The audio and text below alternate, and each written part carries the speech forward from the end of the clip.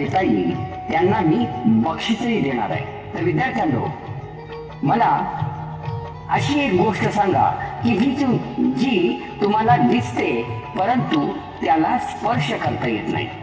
Sir, मला ते आकाशातील तारे दिसतात पण त्याला स्पर्श करता येत नाहीये. शाबास.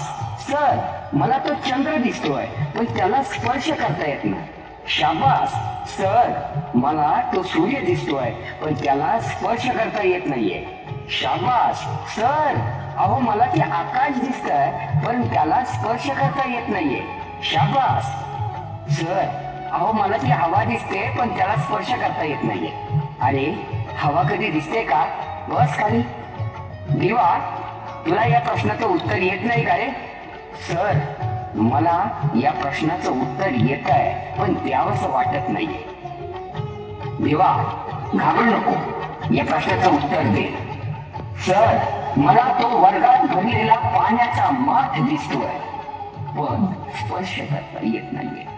सर, मला त्या माठातलं पाणी दिसतंय पण एक घोट पाणी पिता येत नाही.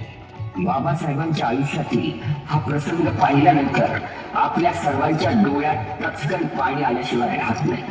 अस्पृश्यतेचे चटके सोसत बाबासाहेबांनी इतक्या खडतर प्रवासानंतरही आपल्या शिक्षणाची ओढ कधीही